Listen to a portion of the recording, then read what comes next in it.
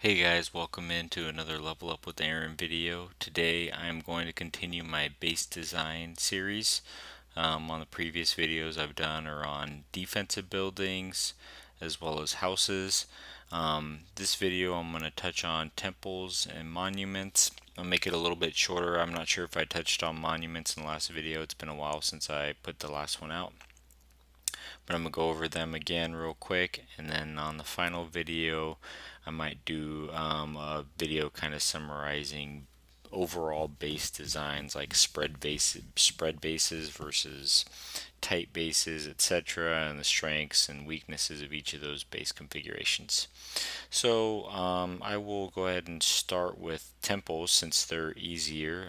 As you know, the temples have two stats. There's a temple health upgrade, and there's a temple statue upgrade. So I see a lot of players kind of neglect the statue upgrades, and I think that's a mistake. Statue upgrades, in my opinion, are probably one of the best upgrades on temples you can do. So as you can see, and I'll explain the statue upgrade. So the statue upgrade applies the bonus, in this case for Athena, she applies 25% more health to every single building. Her buff actually, so that's when you click on the temple, you can see all the buildings that flash. Those are where she's buffing. So she's literally buffing pretty much every single non-decoration on my base, since it's health, so everything has health. So and you can see that when you do one upgrade here, like 26 million, I'll go ahead and do it, why not, that it applies it to all of the buildings, and therefore you don't have to have a house necessarily next to that building to get the bonus from it. So like I said, it's universal. Just think it's like putting a house or two around all of these buildings without doing it just by having the temple. Obviously, when the temple dies, just like the houses go away, so do the buffs from the temple statue as well. So, like I said, it's a good idea to get those temple statues up to a reasonable level. Just like everything, their cost starts scaling up. I find that the most important statues probably are health, and then let's see, what are the other ones I've done? Probably, yeah, troop health, and then range, so buffs a range. So when you click on it, see, you can see all the buildings that light up that are range buildings. So you can notice that the academy over here doesn't light up because it doesn't have a range factor, but all the towers do. And then Zeus is one of those universal ones, kind of like Athena, so I have that one up a little bit higher than the other ones because it applies to everything, so 12% buff to everything. So once again, kind of like Athena, you can see that this temple statue applies to everything. So get your temple statues up to a reasonable level for your level, meaning, if you're like level 60, you probably want to have your statues around 10 or so, and if you're level 80, you probably want to have them around at least 20. And then if you're level 90, you probably want to have them at 30, and then so on and so on. Like I said, just because they apply to everything, I think they're a good idea.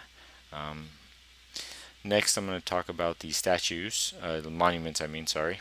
So I'm going to go kind of real quick through the monuments. Everybody, once you start playing, you realize what they do.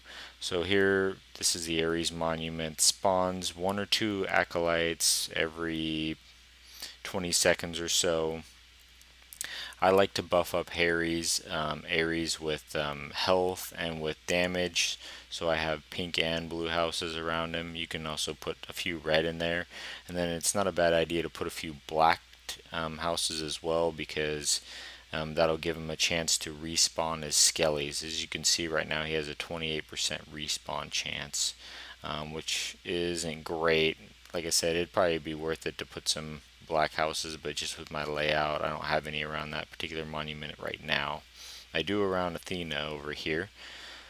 So you can see 148% chance to res, and Athena is kind of like Ares. I like to give them a lot of health, so that way when you have a lot of health, they're hard to charm, and then the black houses give them a chance to respawn. You can also put a few pink or a few red.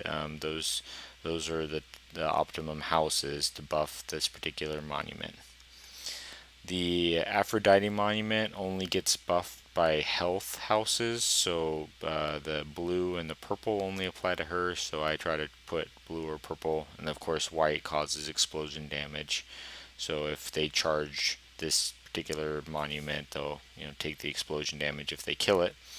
But red houses don't apply; they don't buff her charm power, and green doesn't increase her range. So just those particular, blue, purple, and white are the only houses that affect that monument at all. So I usually try to stick with one of those colors on it. Next monument is the Hera monument. So this monument creates the little explodey vengeance warriors, and this monument I generally like to put around red or blue or purple.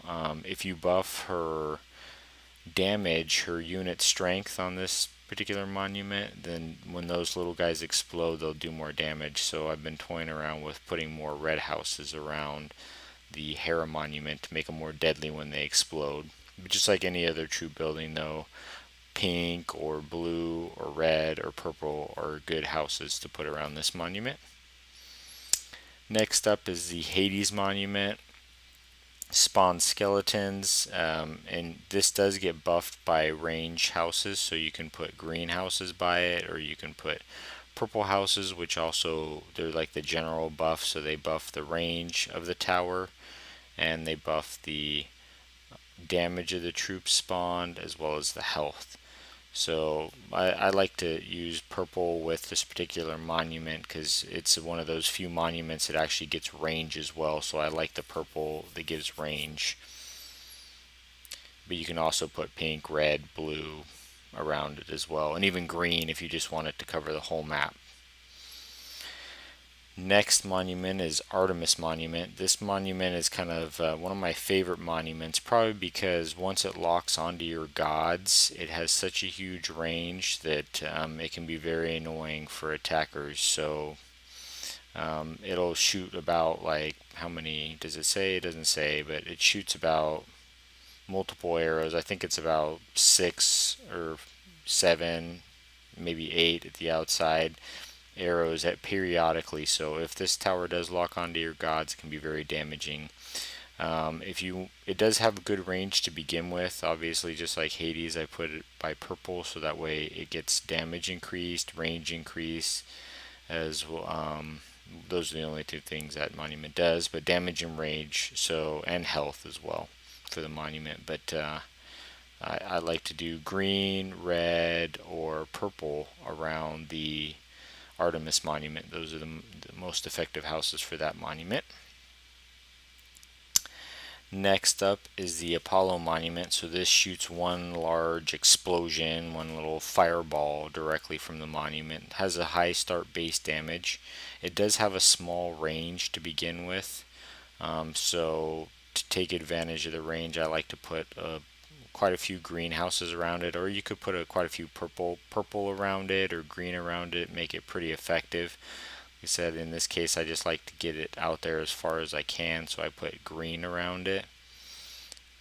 But you can do red, purple, or green, just like any other monuments. I just try to kind of counter the monument's weaknesses by putting the houses around it that are going to make it better. So, like I said, for Artemis, you could put red houses around her, but I put purple because it increases damage and range. But her weakness is kind of damage. She only does 2,500. And you can see Apollo does double that, but to one single target. He's great for blowing up the mob, or if he can get you locked onto your gods, he can take a big chunk off of them if they're clustered up. The last monument is the Zeus monument. So this is a kind of a fun monument. I always like to play around with it. The good things about it is it shoots out a chain lightning, so if there's a target that's close to it in its range, which because it has greenhouses, it's got a big range this time.